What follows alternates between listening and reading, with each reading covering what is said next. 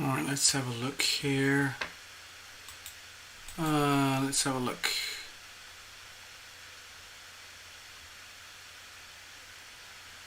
Alright, that's good. Here's what I'm thinking. If you're still here, I hope I didn't lose all of you completely.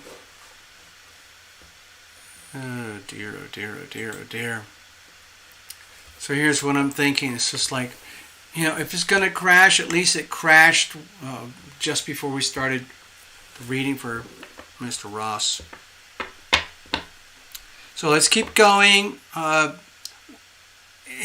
problem was over here.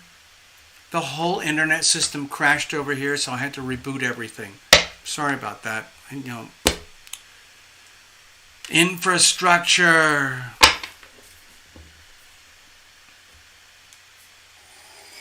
Lockdowns.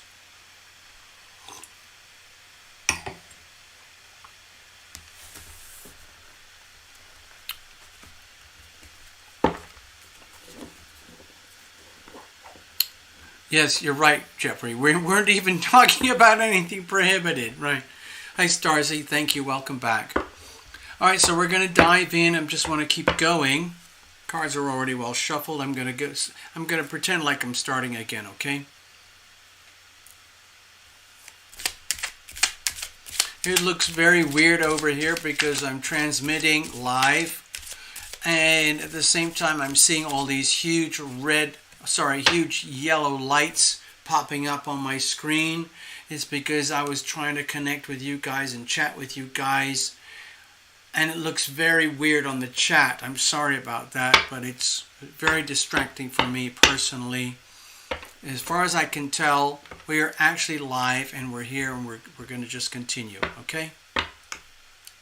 Hold on. Here's another way to do it. Give me another few seconds. I just need to connect. This is in person. Okay. So, I'm here. Sounds like you guys are here. Whoever figured out how to recover. I don't know what it's like for you guys to find a way to recover and reconnect after a YouTube channel live stream goes down. Because I don't know what that's like. But anyway, thank you for coming back, whoever you are. Starzy, Jeffrey, Gregory, Necessary, Love Triber. Thank you very much. Okay, so we're going to read for Gregory Ross right now. Thank you very much. And I think I was ranting on about really living in the moment. I don't know if we actually even started the reading. I can't remember anything. That's normal for me, by the way. So, all right, let's just start the whole freaking thing again, okay? All right, here we go.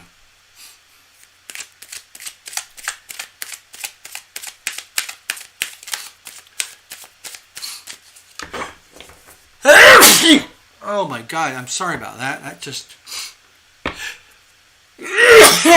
Oh, excuse me. Ever since I started living in Las Vegas, I have started sneezing on an astronomical scale, and I take, Claritin.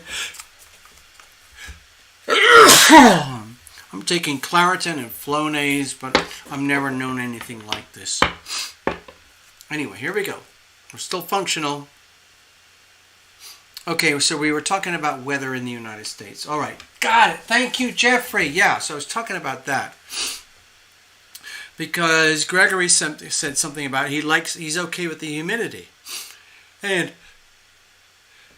God damn. So a lot of people can't handle it. You go over here, if you can't handle humidity, the best place is over here.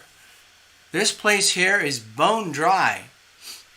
There is no humidity here at all. Nothing. It hardly ever rains. Even on a humid day, it's about 10 or 15%, 20%. On a humid day over here in Ohio, Pennsylvania, you're looking at 70, 80, 90% humidity.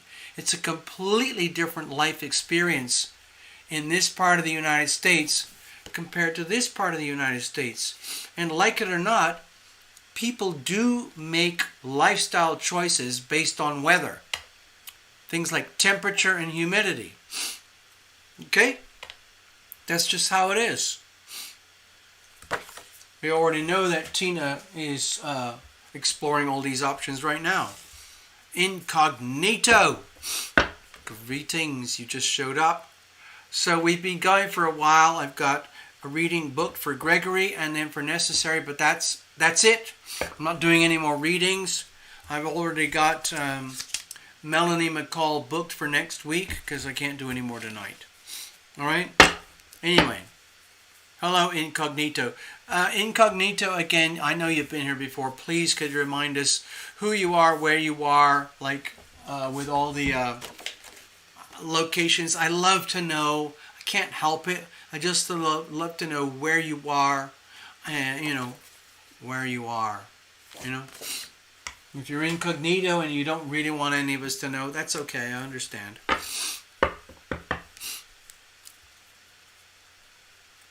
Just give us a hint, okay? Oh God, now I have to blow my nose. Excuse me.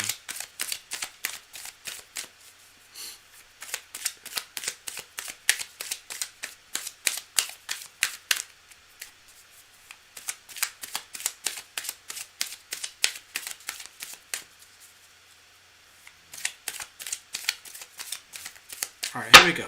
Cards are very nicely shuffled now. Give me a second here.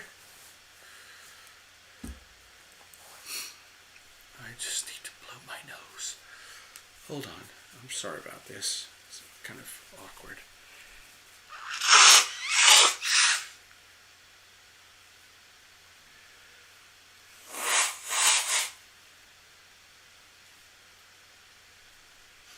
Okay. Well, hopefully this will be an improvement. Where we are. Sorry about that, folks. That's my mask. Okay, I have to take that when I head out of the house. Wherever we go. Okay. Just gotta check on something here.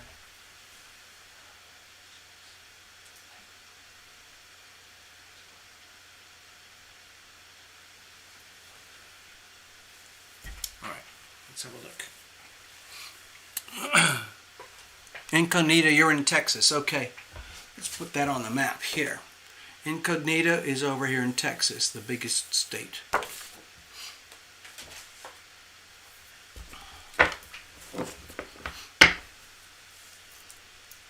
Alright.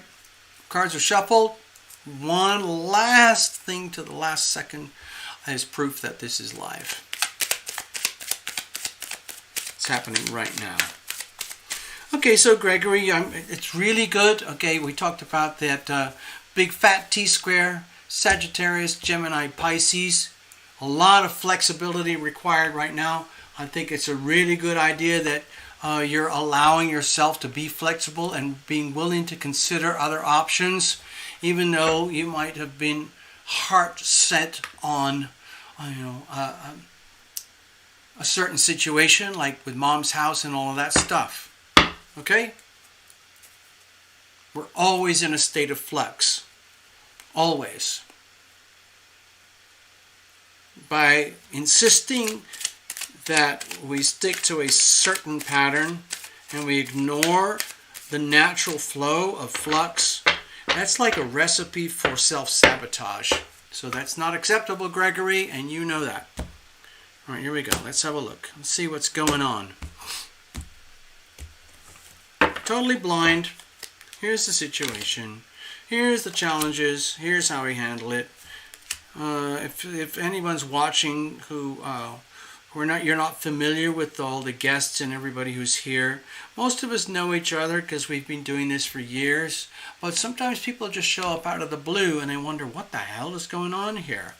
So when I'm doing readings like this, yes, we have history. But I don't superimpose that history in terms of expectations on a reading. We live absolutely in the moment, okay? Okay, let's have a look.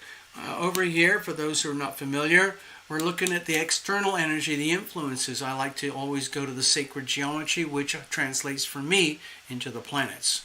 So we have the Two of Swords. So this to me looks like it's a really, really powerful indication to pay very close attention to your psychic intuition, I don't know what else to say. Your psychic intuition, messages from heaven, messages from the great beyond, messages from your invisible friends, messages from your own natural intuition. It's really, really important right now. It doesn't matter which way it goes. Oh, I want to go look at this. Yes, I'm interested. Oh, now I've discovered that was a great idea, but maybe it isn't anymore. Or then you go over here and you realize, you know what? This idea over here sucks so badly that maybe I should go back over here and think of that idea and realize that maybe there are things over here that, even though they appear bad, that's worth considering anyway. So again, the process of decision making is incredibly important right now. I haven't done a lot of work or shows or anything or videos about this phenomenon, but the phenomenon of decision making is so fundamental to evolution. Like, for example, when I do those group readings where I use the Tarot Lumination heart spread, and we do the heart center, what are you bringing in with you, what about the power of now, and then the energy of decision making. And where does that lead to, blah, blah, blah, blah, blah, all of that stuff. This 1, 2, 3, 4th card is all about the phenomenon of decision making, because the phenomenon of decision making is the phenomenon of bringing the unconscious into consciousness, where you realize, wow, I either have an opportunity or an obligation or a responsibility to make a decision. Making a decision means you have to observe the possibilities and potentials and outcomes, what could happen in terms of your personal evolution, how that extends for others if you go this way relative to that way. And it's exclusive. In other words, if you go this way, you don't get that. If you go that way, you don't get this. That's the power of decision making. It's so important to understand. And so with the Two of Swords here, it's just a nudge, just a reminder to understand that you're not just dealing with intuition here. You're actually dealing with full-on consciousness in terms of decision making. In other words, your intuition might lead you over here. And then when you're over here, the intuition that led you over here to think this could be good, another level of intuition makes you realize well, actually that might not work. So then you have to go back over here. And then you go back over here, and that makes you feel okay, now I've figured it out. I get it. And then you realize, wait a minute. I'm sensing something else. I'm sensing something else.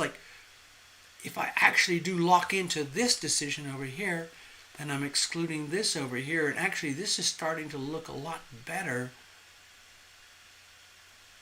than I realized. So maybe I should go back here. And so the process of decision making, it's very much like computer code.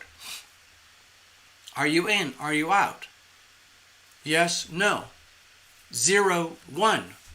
That's how all computer codes, transistors, that's how all modern computer codes, softwares, programs operate. 0 and 1. There are only two options. This way or that way. That is the phenomenon of decision making. And they refined that in the early days of computer programming, when they condensed all computer languages into a way of typing zeros and ones so that the computer could recognize it and act upon the process. So, I know the little Two of Swords looks kind of benign, but this is actually a really powerful, important card to understand, okay, Mr. Ross? Let's have a look. What's the situation? All right. It's all up to you.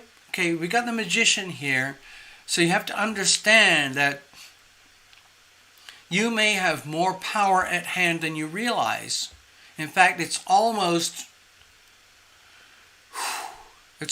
like, oh my God, this is actually a lot of responsibility. Because in order for you to make really healthy decisions, it means you have to understand your own passion and drives, and your own like willfulness. You have to understand your conditioning, your thoughts, your intellect, how you were born, the way you think, how you think. You have to understand that you have certain natural gifts and talents and resources at your disposal, and you also have to understand that all of this is influenced by your heart center, the emotions, your feelings of like, well, what does this decision feel like? And then you have to combine and swirl that all together like into a blender, and then you have to press the button. This is how it's going to be. This is my final conclusion. This is my decision. I am the decider. God, the readings tonight are kind of extreme. Anyway, so going forward, I'm not saying like, oh, go look at this property, go look at that property. What I'm sensing here is like, understand that the experience that you're living through right now is not trivial. In other words, if you do actually decide to look at properties on Country Club Road as opposed to Mom's place, that changes everything. Everything. It can also change things in ways that you cannot yet anticipate. So, it's just a question of understanding, like, wow, decision making. Yeah, I see what you're talking about. You have to make your decisions factoring every single element of how is this going to affect you in life. Because when it comes to real estate, it has huge implications about what does this look like for your life going forward. Like if you decide to buy over here, you're going to live a life over here and everything transpires from here. If you decide to buy a place over here, everything transpires from here.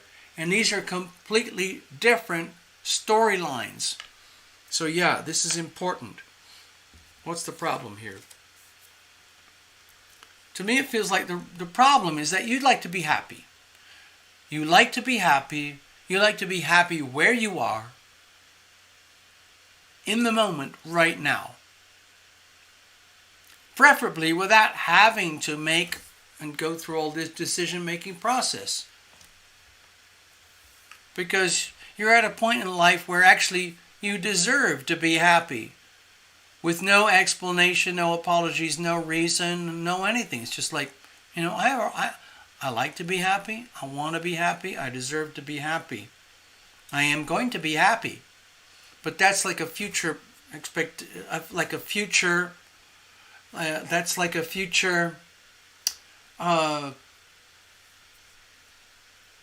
future yet to unfold. And so with the Nine of Cups here, that makes me feel like, oh my God, what if I screw up on my decisions? If I make the decision to buy this place in that neighborhood on that street, as opposed to that place in that neighborhood on that street, I could profoundly affect my personal happiness. In fact, I could completely destroy my personal happiness. So that, to me, feels very extreme. Like, my God, my happiness, my future personal happiness, which is not dependent on anyone else, my personal happiness is highly contingent on the decision that I make regarding property going forward. That is very scary. It might make you feel like there's a lot more at stake here than you anticipated now that you've got this reading. Like, okay, oh, it might be like, you can do realtor.com search blog. Oh, that looks really nice. I could do that. And you already have a known quantity over here. Oh, I could still do that. That's good. So that could work. So maybe it's time to do more research. We'll see. Let's have a look. How do we deal with this extreme disparity? No one can do it but you. You could have 10 readings with tarot illumination and still not have an outcome or figure out a decision about what to do, where to go, and how to do it. And so you end up completely and utterly, totally dependent on your own internal experience about the decision-making phenomenon. I mean, it's great to have a reading right now. And yeah, you can have readings and refine it and finally get closer and closer to what works or what doesn't work. What should I do, here or there? This place, that place, whatever it is. Ultimately, no one can make that decision for you. Nobody. You're on your own. You are completely, utterly, 100% responsible for the outcome of your decisions. So in some way, that's kind of like a life path, life journey experience, which may have nothing to do with real estate or property or living, but what it feels like to you at the soul level. What is this experience like for you? So to me, this looks like there's nothing to be scared of here. It's more about like understanding the inner meaning of what's actually going on here. Like if you decide to go this way, understand that that decision is totally on you. No matter who you talk to, no matter the realtor, no matter your research online, no matter your housing inspectors, whatever, ultimately you make a decision. I'm going to get this place or not. Or over here, I'm going to stick with this place or not. If you stick with this place, at least, it's a known quantity. Fine. But if there's other things that are appealing about here in another place, you're still on your own. And you have to factor all of this into it. Like if you, let's just say you decide to go with this place, you have to understand that you're staking a lot on this. Your personal happiness is contingent upon your decision. If you ultimately decide that your ultimate personal happiness rests in just picking up the place that's available now, fine. Do it. If you realize like, oh my God, there's potential for more happiness in ways that work better for me by going over here, then do it. And then you have to live with the consequences. And then anything and everything after that that doesn't work out, because of course, obviously there are going to be things that don't quite work out. There's no one else to blame. It's all on you. Okay? It's inevitable. Like, okay, you go over here, like, looks great, right location, right society, right zip code, blah, blah, blah, good neighbor, blah, blah, blah, all neighbors, blah, blah, blah. Fine, I'm going to do it. I go with this. But eventually there will come a point where you realize, oh my God, there's a couple of thugs 4 houses down the street. Or, you didn't factor in this. It doesn't matter going forward. Eventually you're going to find something that doesn't work. But that's not relevant at this point. What counts is understanding the phenomenon of decision making and that it's all on you.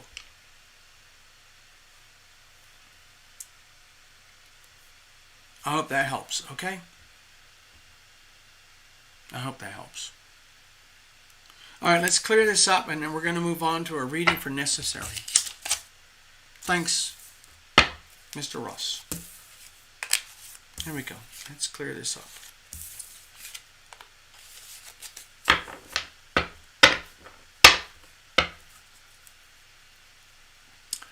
Okay, I just see your notes there, Necessary and Gregory. Allow this stuff to flow gently through and through.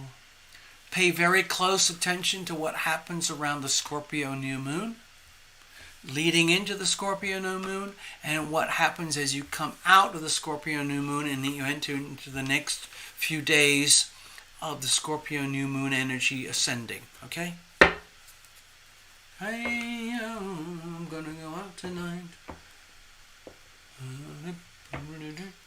And it's so wonder ride. Okay, thank you, necessary. It's about the excitement and the scary aspects of the journey of life.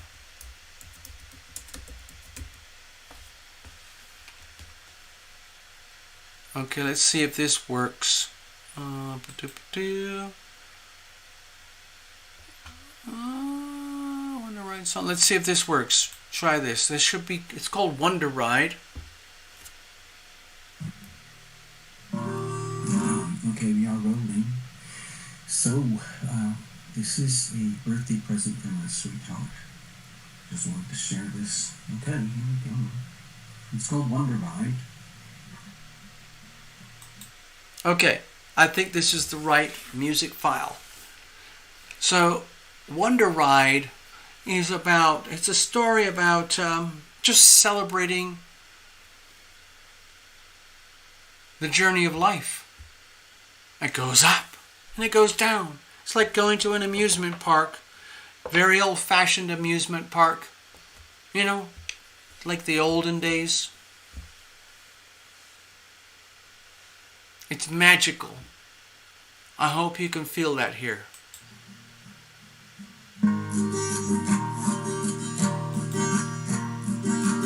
I'm going to start it again because this is a slow waltz.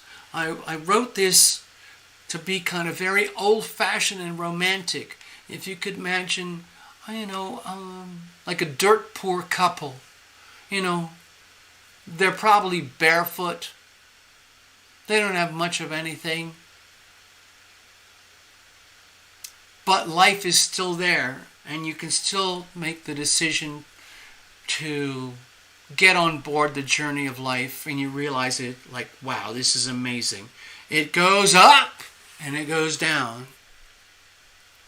And it's so much more fun when you realize like, wow, this is a joint experience. Like for you, Gregory, you're sharing that with us. And it is a wonderful ride. Here we go. So, this is a birthday present from my sweetheart. Just wanted to share this. Okay, here we go.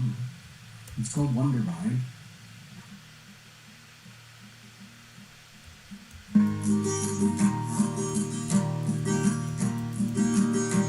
My dear, this is my birthday present to you, to celebrate the day that heaven made you. It's remarkable that we both found one another.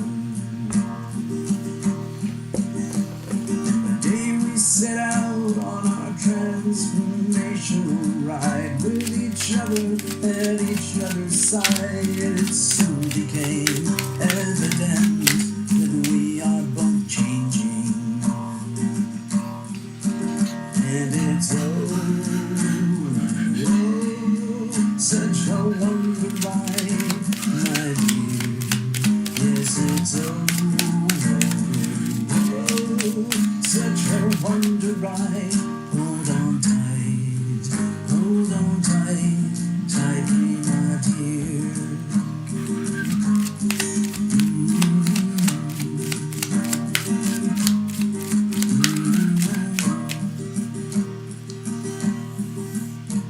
And now that our journey it starts to unfold in a multi-dimensional world of untold delights that truly defy the imagination. You've naturally taken it upon yourself to document all of the nuances that go to make up a story of extraordinary proportions. And it's such a wonder ride, my dear. Yes, it's such a wonder ride. Hold on tight, tightly, my dear.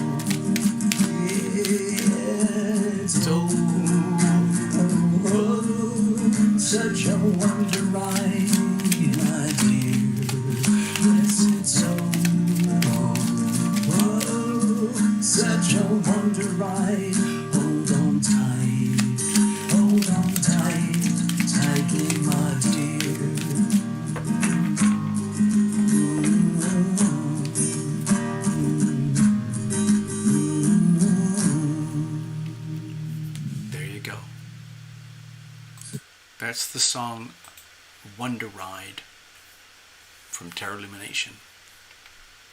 Song necessary. I was just singing that. Yep. Whoa! John just showed up. Yo, John boy! All right. John is now adjusting his tie, making sure the cufflinks are perfect. Suit, shirt. Right now, necessary, it feels to me like John is like you said, he's right here, and it's though he is a premium, primetime news anchor at the new DonaldTruthSocial.com. As if John could actually do that. I know that sounds very strange, but that's what I'm sensing here. I'm also getting a sense over here. Okay, let's just go back. Let's make this personal. So, I know that sounds very strange what I said, okay, necessary. But, you know, this is what happens on this channel where we're operating like right at the very fringes of, you know, traditional, I don't know, what do you call it, human perception, and we go one step beyond. We go into the imperceptible realms that are mostly sensed through the pituitary gland here, which we might call our connection with heaven, our connection with inspiration, divine knowledge, divine awakening, intuition, all of that. Yeah. And so the moment I saw your notes on the screen, I felt a simultaneous presence of John is right here, as if I could just literally step aside. John, you are now the host. And it's as if like Terror Lumination is like some huge mainstream media channel all about the truth, love, loving and being loved, and this is just how we do things in the future. Terror Lumination, in other words, would be just a very, you know, this is just how it is, like maybe 100, 200 years from now, where Terror Lumination would be just a regular media channel. And this is what we do. And in that situation, John would be the host, very much like, you know, how these like the really premium media outlets for news and information and all that, the host is usually very, very presentable, suit, tie, even cufflinks. I'm not kidding. Of course, it helps to have good hair, you know, like movie star hair, all of that kind of stuff. That's the secondary thing. But anyway, so I just wanted to share that with you. And it might be one of those rare moments of a good chuckle where it's just like, yeah, I hear you, TL. I hear you, TL. All right, so let's get back to your actual reading. Thank you, necessary. Yeah. No ambiguity.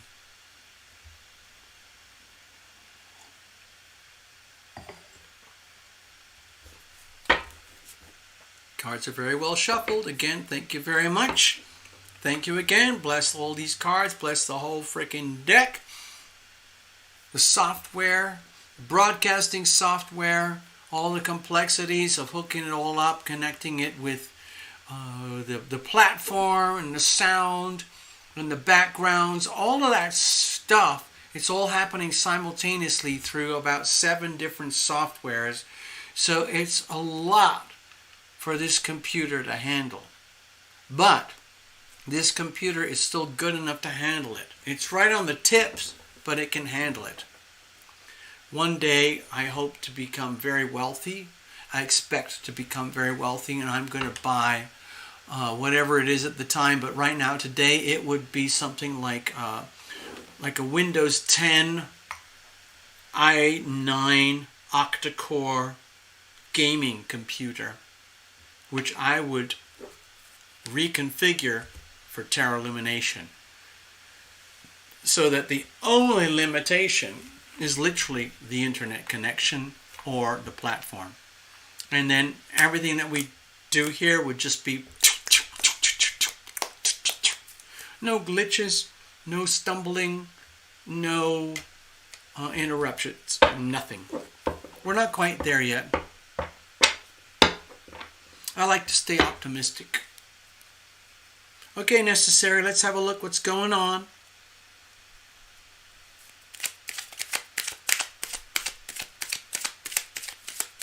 Cards are already well shuffled. I'm just going to the very, very last second.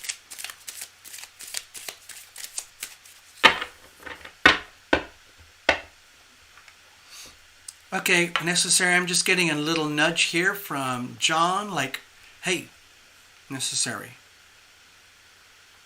don't worry, you don't have to live at such a level of intensity all the time. Let's just enjoy the moment for what it is. I'm pretending I'm John right now. I'm acting as I'm John. I will do what I do. I'll be who I am. We're going to do this in public. You continue to be your own wonderful self. That's fine. But we're not going to overstate this thing that we do here. It's almost like what John is trying to say is that it's time for everybody, not just here on this channel, but for everybody across the world to get used to the idea that what we're doing here at Terra Lumination is actually extremely ordinary and very common, and it really should be the default setting for the way human beings operate going forward. Of course, we know that's not happening right now because there's only a tiny number of us hanging out here doing what we do. But John's message is that we need to continue to be optimistic, look forward, and continue to trust and believe that we are evolving every minute, every hour, every day, every week, every month, every year going forward.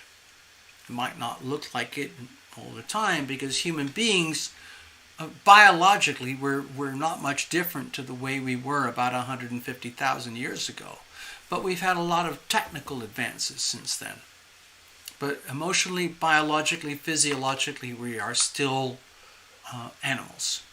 So what John is trying to hint at is that our spiritual evolution, we might be ahead of ourselves or something in some way because we're sensing it, but it takes time for the biological aspect to, get in line, okay?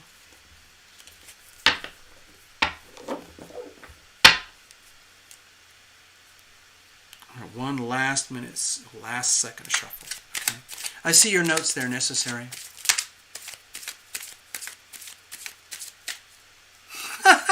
I see your note there. Common sense isn't that common. Yep.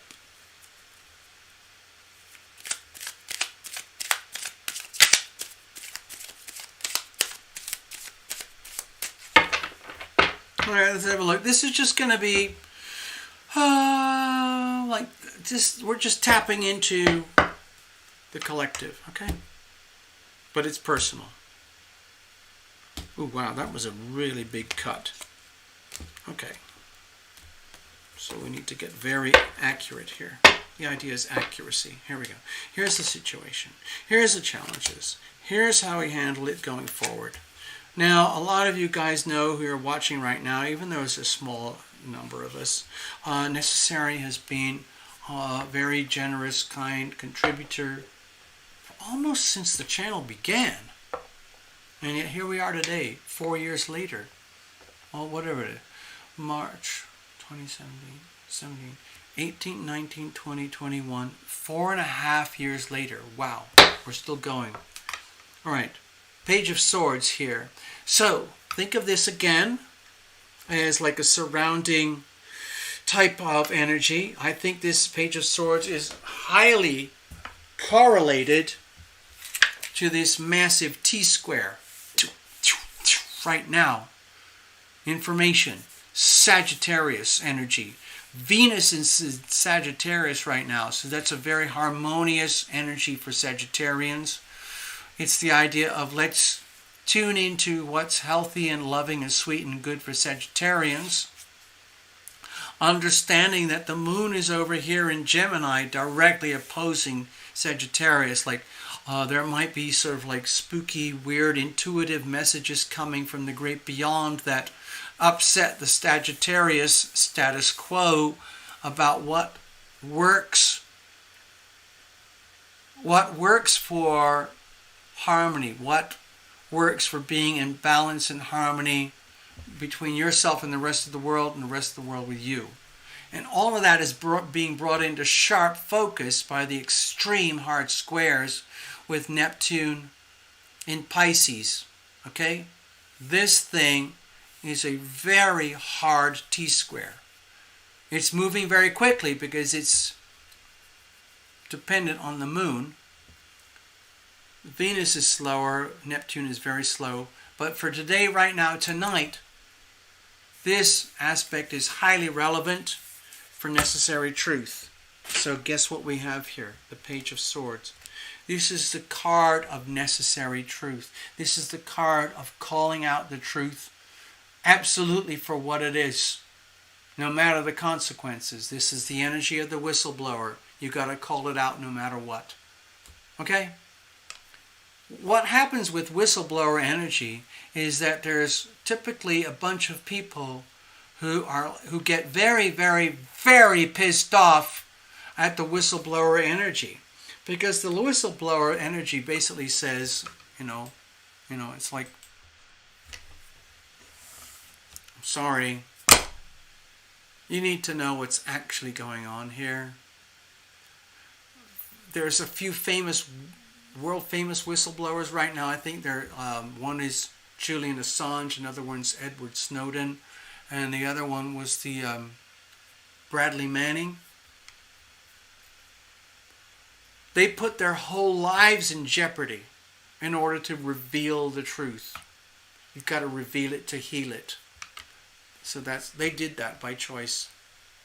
It takes a lot of courage to be a whistleblower, because once a whistleblower blows the whistle, it's an indication that from everyone else's perspective, that person is a whistleblower. And guess what happens? Even if you're a whistleblower who's on the side of the good energy that the whistleblower is trying to protect and defend, you're still a whistleblower. So it's like what happens in prison. Whistleblowers, it's a very dangerous way to be. Even a well-intended, good-hearted whistleblower is still a whistleblower. And because it sounds awful, okay, necessary, but basically nobody trusts a whistleblower. Because what happens if the whistleblower turns on you? And you happen to be somebody who's hiding something that you would rather not have exposed by a whistleblower. Do you see where I'm coming from here? I hope that makes sense. So, I'm not saying this is you, okay? You're surrounded by this energy. It's the influence, okay? And so, this is a fleeting moment of the planets where you're kind of in a situation where you're being exposed to a certain aspect of your own nature, where you have to understand that you, necessary truth, even by your own screen name here, it's like, look at it. Necessary truth.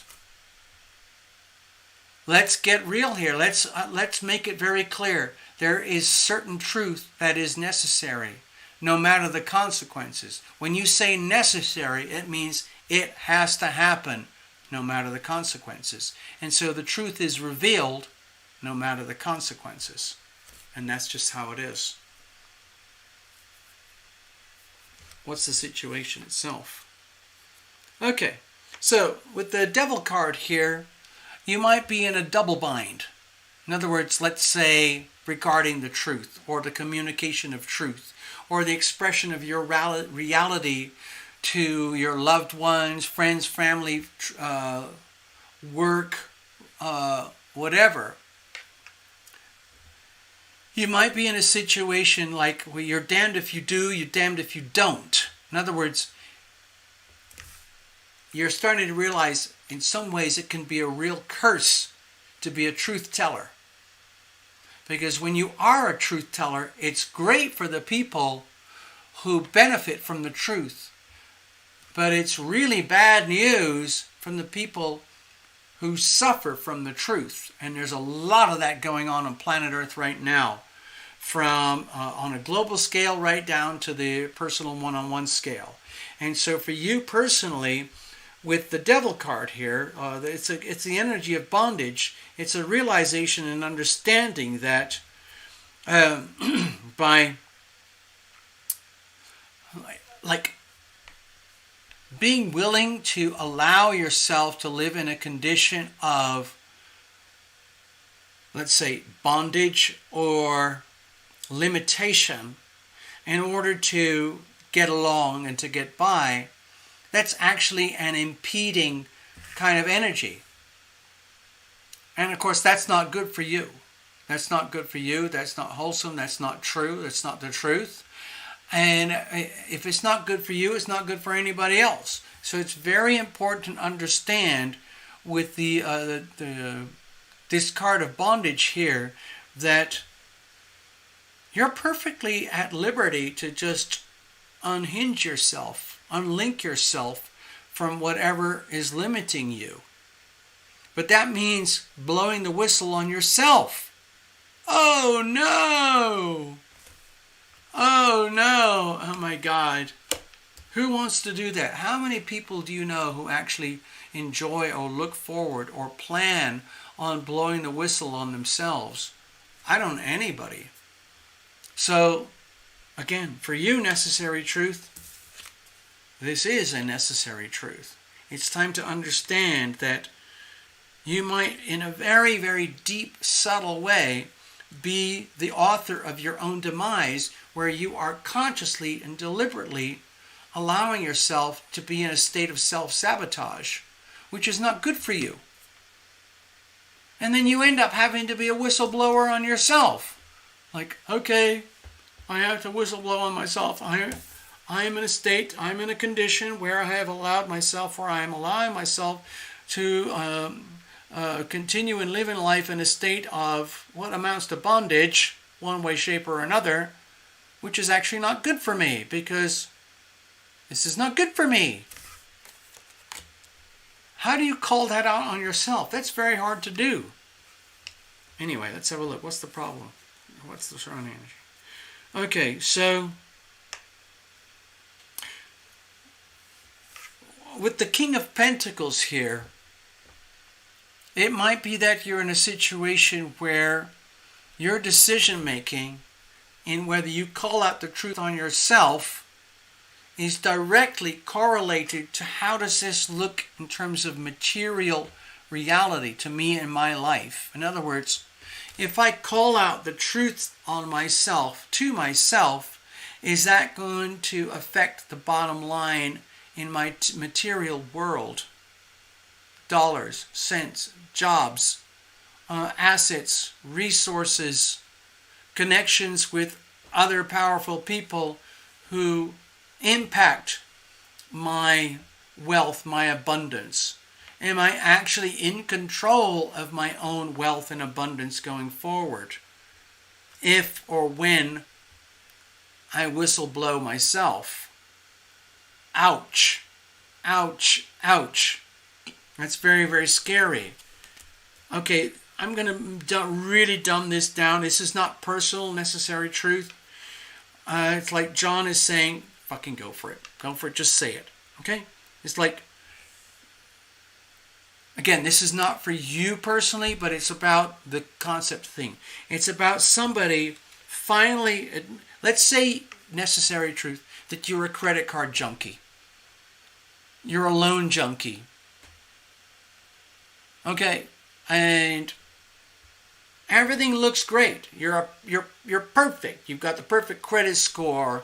You've got income. You've got revenue. You're working extremely hard to create revenue to service the debt, pay down credit cards and stuff. And then you start to realize, oh my freaking God, I'm a debt junkie. I'm a credit card junkie. And then you have to realize, like, this is not going to work long term. And then you have to do, okay, remember, this is not your story. I'm just trying to do an analogy here so you understand how it correlates directly in the most simple way possible to understand it financially, which affects your physical material world, okay? So, for example, with the King of Pentacles here, it might be a shocking realization, like you might think you've got your finances in order, like you might have the perfect credit score. You've got an income, a revenue stream. You've got an IRA, a 401k, a retirement package. You've got it good. You've got all these things which would traditionally indicate stability going forward for retirement and old age and all of that. But then you come to this shocking realization, like, oh my God, this is not true. In fact, it's everything but true. Okay, this is almost like a story for America and for a lot of Americans who are conditioned, born and raised without even knowing it, to be debt slaves, debt cows, credit card junkies. And they do it perfectly. They pay exactly the right amount of monthly payment to get the maximum credit score. They have the right number of credit cards with the right number of purchases, so the right amount of cash flow supports the right amount of debt. And then you start to realize this is a fucking nightmare. You're actually a debt. You're actually a slave to debt. You're actually a slave to the financial system without even knowing that you're a slave to the financial system. So this might be a kind of an awakening thing where you have to call out the truth on yourself. Like, it might be like somebody like, I love my credit cards. That means I can go to, my favorite department store, my favorite restaurant, and I can just get what I want. Just like that. And because I have such a good credit score, no one's going to stop me. So I can do whatever I want. And then you start to realize, oh my God, that is the trap. You feel like you can do whatever you want, but actually you have been formally conditioned to be a debt cow. And then you realize, oh my God, I have to call myself out. So what we're talking about here is it's time to call out your truth with your finances, career, work, materialism, money, and all that. Take it to the next level. How can you decouple yourself from lies and reconfigure back to truth, where you are the owner, operator, manager, CEO of your finances, where you are your own bank, you are your own banker, and you don't answer to any of those fuckwads. Okay, here we go. All right, let's have a look. How do we handle this going forward? Okay, so going forward with the Four of Cups, it might be kind of a sad, dim realization, like, I knew this was coming. I fucking knew it. I knew this day would come where I would have to face a reckoning with myself. I've gone forward. I've done everything I can, the best I can, the way I can, in the most loving manner possible. But according to this report, and with the endorsement of John here, my wonderful invisible friend, has communicated through and around, or maybe with Lumination, I'm realizing I have to accept and understand this inconvenient but necessary truth. Oh dear. But that's the solution. Then you come back to loving thyself. The most loving thing you can do to love thyself is to face the truth about what's actually happening in the financial systems, personally and across the world, and realize this is not good.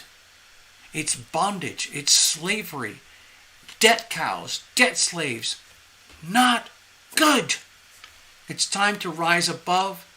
The way you do that is you start out and you take advantage of the moment. You call yourself out. And it's not personal anymore. Well, it is personal, but you basically say, it's okay. I needed this. I needed to know this. I have to do this. That's okay. We're going to do this. Okay? Hey, I can't take any more readings. I'm not doing any more readings tonight. Aishwarya, I can't do any more readings tonight. I would love to, but yeah, these are not free readings. Most people pay like 10, 15, 20 bucks a pop for this stuff, and they do it through here, like a little book about it, yahoo.com, direct to PayPal, or they go over here. So, Aishwarya, for future reference, you could go over here. You could go over to terraillumination.com. You could go to the donate page. You click the donate button. It sends up a digital payment processor. You swipe your debit card, credit card, whatever, goes through, and that sends a donation directly to Terra Illumination, and that shows up here on my emails, and that tells me that you have officially bought yourself a mini reading. Of course, if you want to, you can go to the reading section. You can buy a full-blown private reading if you want, but that's a whole other thing. Okay, so Necessary Truth, there's your reading. I hope it makes sense in some way. I feel like I was more or less a voice box for John. Okay, I mean, we've done this before, so it's not unusual. Sometimes I'm actually acting as a direct intermediary. I'm an instrument of the healing power of love. All that happens is energy comes from there, moves through here, goes out there. I'm just a transceiver, transmitting and receiving energy. I'm neutral. I'm neutral, okay? There we go.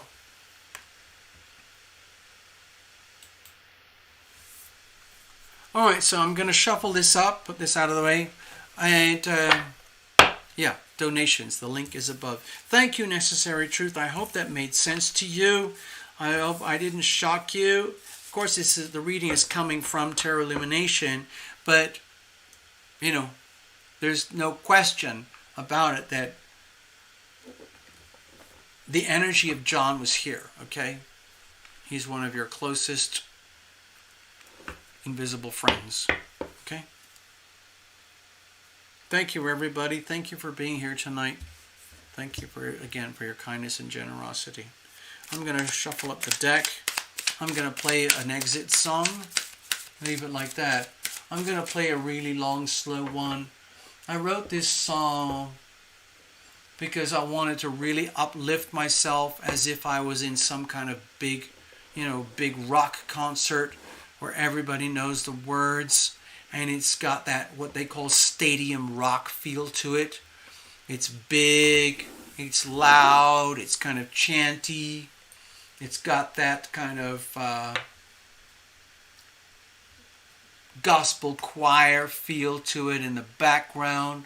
The reason I'm saying these things is because I've been at these kinds of events where I've witnessed the energy of what it's like. Okay, I just got to shuffle this up. Give me a second, Necessary. I just want to clear up, and then I'm going to check out with everybody, okay?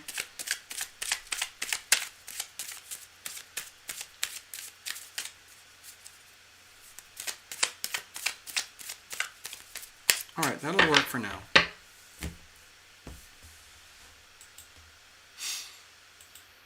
Yeah, so we're going to wrap it up. I ranted about a few personal things at the very beginning of the show, so if anyone's interested, you can rewind way back there. We were talking about like the volcanoes and dust and pollution and man-made interference with the volcanoes, blah, all that kind of stuff. But anyway, thank you for showing up, Aishwarya. And come and join us next Sunday, like this. Come in a little bit earlier, because I can only take about 4 readings per night. So you'd have to get there really early, and then put your money in the pot, and we go from there, okay? Okay, thank you, Ivona. Good point. I will put that on my calendar. I'm going to start, manifesting this little Zoom meeting. And we'll have a chance for all of us to hang out. Anybody, whoever, wherever. All right.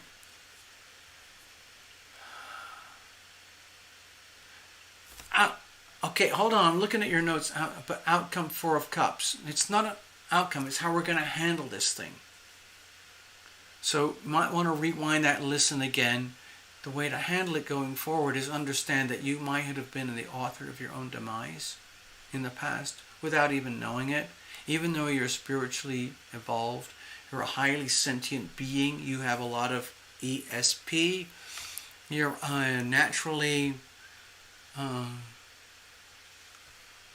sensitive being. You can't help it. That's just where you are in your evolution. And yet there's still always more to go. So, yeah. To me it felt like it was very subtle, very soft, very beautiful at the end. Understand that you're fine about who you are, going where you're going, heading where you're heading. But it's very easy to default to pre-existing patterns and so on. And it's now time to recalibrate going forward. And the whistleblower energy is just reminding you, knock, knock, knock. Gotta stick with it, okay? Just keep... It's like... It's one of the things that people don't understand with that whole energy of ascending. Like, the higher you go, they think, oh, my life's going to get better and better and better. But in my experience and observation, it actually gets harder and harder and harder, because you're dealing with more and more rarefied, more challenging aspects about love.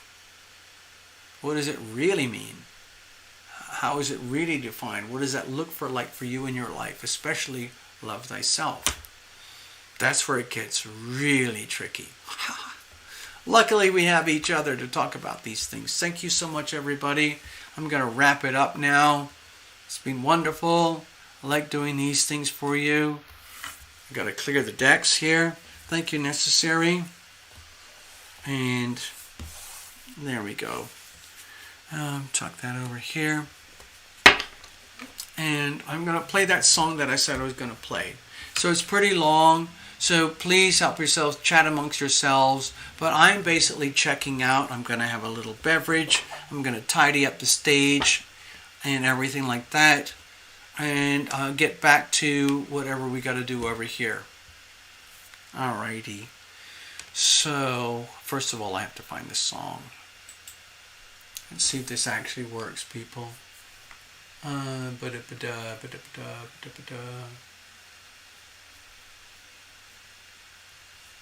Yeah, it's called Love the Word. I have another song called Love is the Word, but it's a completely different song. Now, let's have a look, see if it comes up. Here it is. It's working!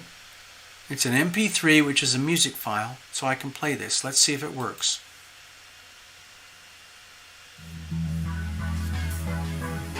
Yes, it's working. Okay, everybody.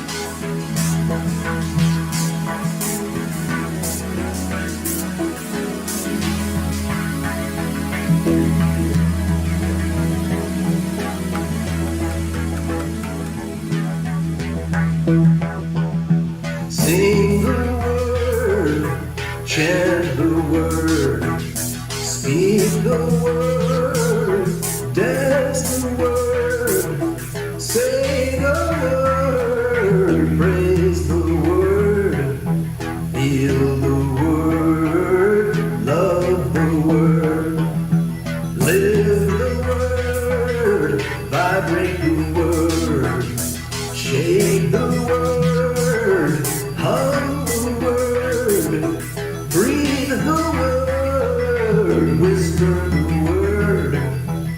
sign the word, love the word, sing it now, sing the word, chant the word, speak the word, dance the word, say the word, praise the word, feel the word, love the word, live the word, vibrate the word, shake the word, hum the word, breathe the word, whisper the word, sign the word, love the word, sing it now, sing the word, chant the word, speak the word, dance the word,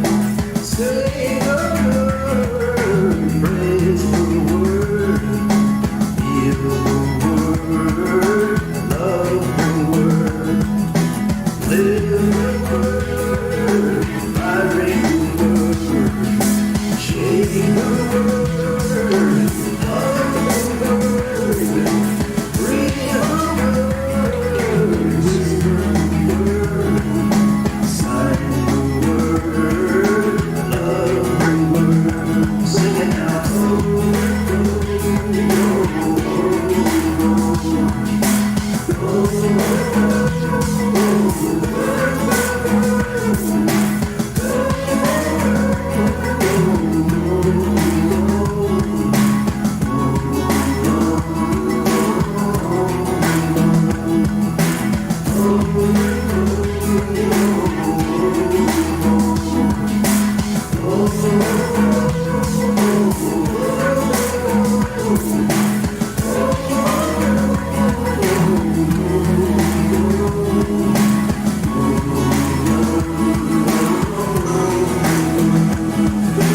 Sing the word, chant the word, speak the word, dance the word, say the word, praise the word, feel the word, love the word, live the word, vibrate the word, shake the word, hum the word, breathe the word, whisper the word, sign the word, love the word, sing it now.